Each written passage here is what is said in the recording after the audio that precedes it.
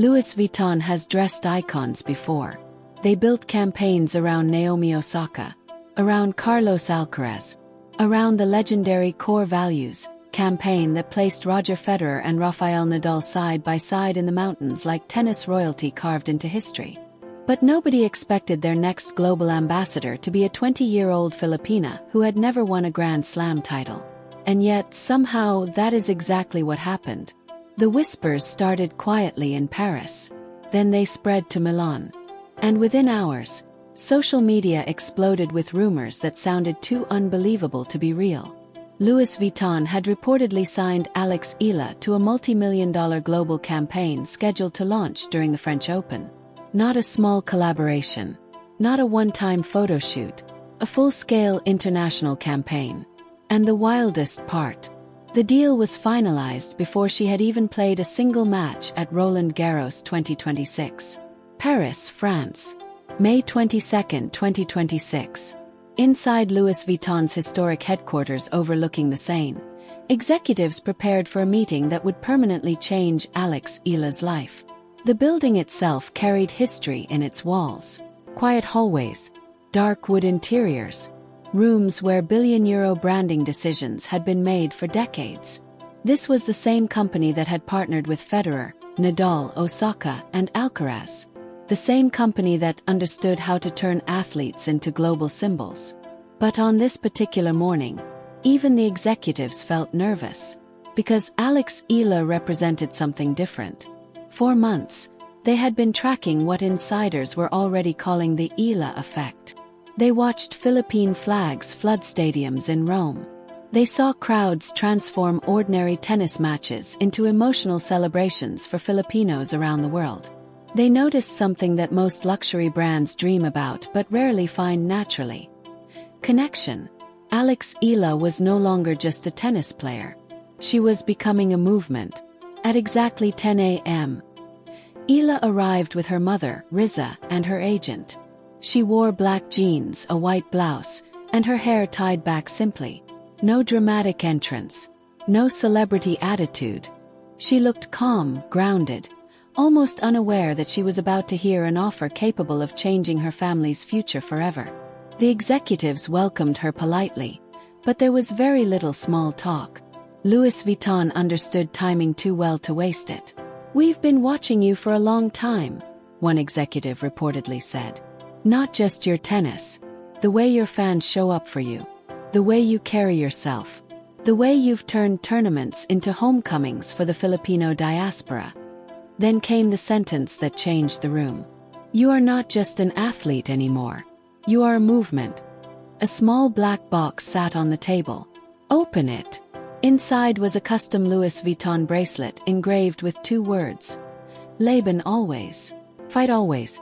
The phrase had already become deeply connected to Eala's rise and to the millions of Filipinos around the world who saw themselves reflected in her journey. And then came the offer. Global billboards. Television campaigns, digital content, luxury collections. Paris, Manila, Tokyo, London, New York. 5 years. Millions of euros. The kind of deal that instantly places an athlete into an entirely different world. For a moment nobody spoke. Her mother reportedly cried quietly beside her. Her agent smiled. And Eala herself looked overwhelmed by the scale of what was happening. "I don't know what to say," she whispered. "Say yes," the executive answered softly. And eventually she did. But what makes this story powerful is not the money. It is what happened next. Because Louis Vuitton expected to build a campaign around Alex Eala. Instead, Alex Eala transformed the campaign into something much bigger than fashion. Production teams moved immediately.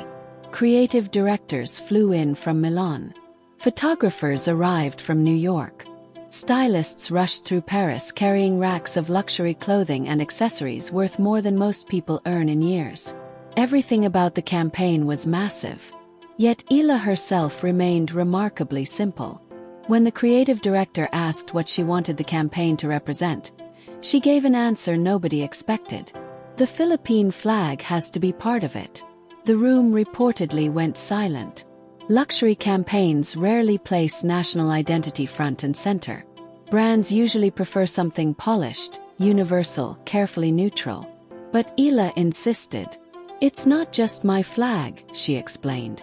"It represents every Filipino worker abroad who has ever felt invisible. If you want to tell my story, you have to tell theirs too." And suddenly the campaign stopped being about luxury. It became personal. The photo shoot began before sunrise on Court Philippe Chatrier. No crowd, no noise. Just Alex Eala standing alone on the clay with the Philippine flag draped across her shoulders and the Louis Vuitton monogram stitched into her jacket. She didn't pose dramatically. She didn't smile for the cameras.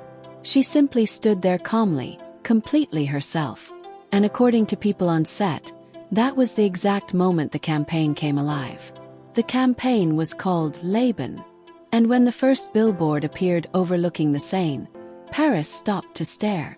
A massive image of Alex Eala standing on the red clay of Roland Garros. The Philippine flag wrapped around her shoulders. The word Laban written across the top in elegant lettering. Tourists took photographs. Parisians slowed during their morning commutes. Social media exploded. Within hours, the campaign became global before the tournament had even fully started. And inside the tennis world, reactions came quickly. Some players were impressed. Some were shocked.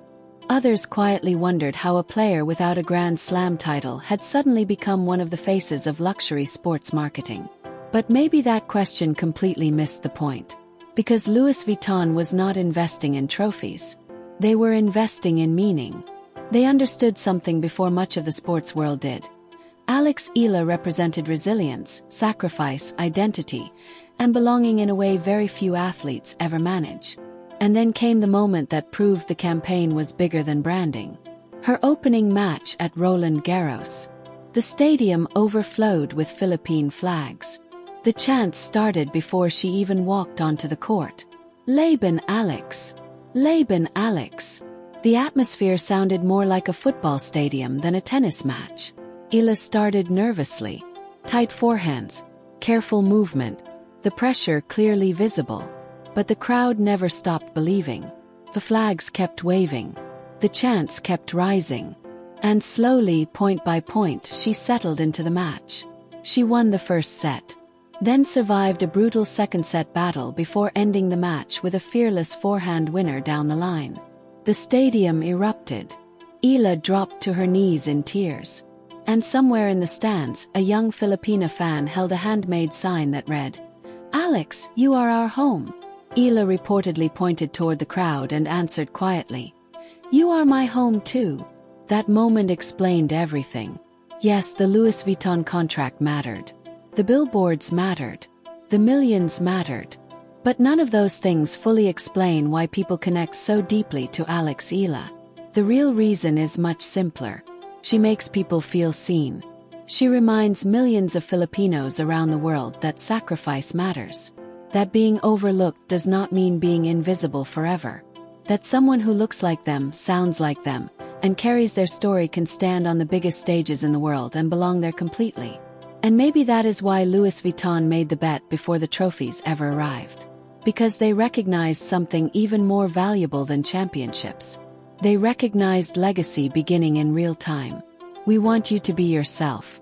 The creative director said it softly, almost carefully, as if he understood how unusual this entire moment already felt. Not a model, not a celebrity, just Alex, the girl who left Manila at 13, the fighter who never quits, the player who turned Rome into a sea of Philippine flags. Alex Eala nodded quietly, still trying to process the surreal reality around her. Less than 24 hours earlier, she had walked into Louis Vuitton headquarters as a rising tennis player preparing for Roland Garros. Now she was sitting inside one of the most powerful luxury fashion campaigns in the world. "The shoot will happen at sunrise on Court Philippe Chatrier," the creative director continued. "No crowd, no distractions, just you, the clay, and the LV monogram." "And the flag?" Eala interrupted gently. The room paused. "The flag?" One executive asked. "The Philippine flag," she said. It has to be part of the campaign, not as a prop, as a statement. The executives exchanged glances. Luxury campaigns were designed to feel global, polished, universal. National identity was usually softened, not centered. But Alex Eala was asking for something different. It's not just my flag, she explained. It belongs to every Filipino worker abroad who ever felt invisible. If Louis Vuitton wants to tell my story, then they need to tell theirs too. For a moment nobody spoke. Then the creative director smiled. Done. The photo shoot began the next morning at 5 a.m. Paris was still dark. She explained. It belongs to every Filipino worker abroad who ever felt invisible. If Louis Vuitton wants to tell my story, then they need to tell theirs too. For a moment nobody spoke. Then the creative director smiled. Done. The photo shoot began the next morning at 5 a.m. Paris was still dark. The clay on court Philippe Chatrier remained damp from the night air, glowing faintly beneath the stadium lights. Production crews moved quietly across the empty court while photographers adjusted cameras worth more than luxury cars. And at the baseline stood Alex Eala, the LV monogram stitched across her jacket. The Philippine flag draped over her shoulders. No dramatic pose. No manufactured smile. She simply stood there calmly, completely herself. The photographer clicked once, then again, and suddenly everyone on set understood it. This was not a model pretending to be authentic. This was authenticity impossible to fake. That's it, the creative director whispered. That's the shot. The campaign was called Laban. The word had already become connected to Eala's rise. A rallying cry for Filipinos around the world. A word that carried sacrifice, resilience, homesickness, survival, hope. And now Louis Vuitton was building an entire global campaign around it. The billboard appeared the next morning. Massive.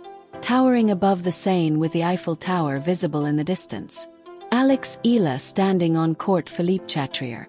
The Philippine flag wrapped around her shoulders. The LV monogram glowing in the corner. And above her, written in elegant script, Laban. Paris stopped to stare. Tourists raised phones instantly. Commuters slowed during morning traffic.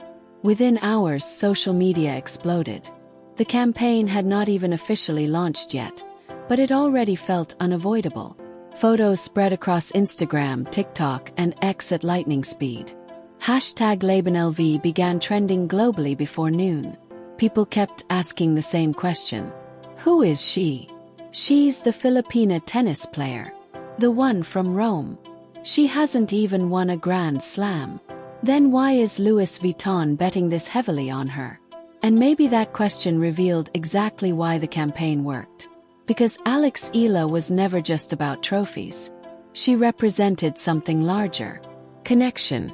Identity. Belonging. At Roland Garros, even players started talking about the billboard. Some admired it. Some looked confused.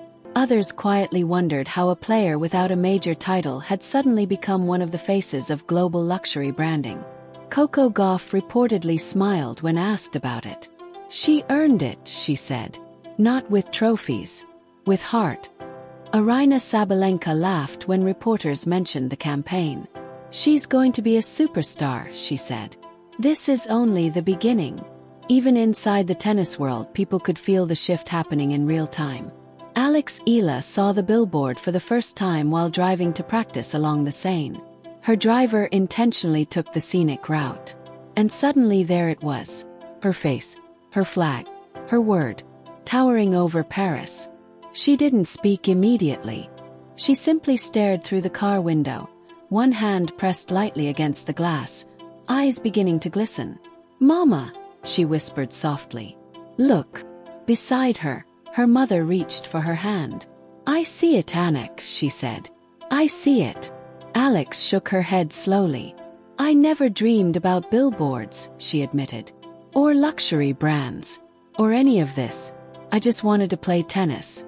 I just wanted to make people proud. Her mother squeezed her hand tighter. You already have. The car arrived at Roland Garros. Practice courts buzzed with noise and movement. But Eala walked quietly toward Court 7, the same court where she had trained for weeks preparing for the biggest matches of her life. Her coaches waited beside the baseline. Her racket bag rested on the bench.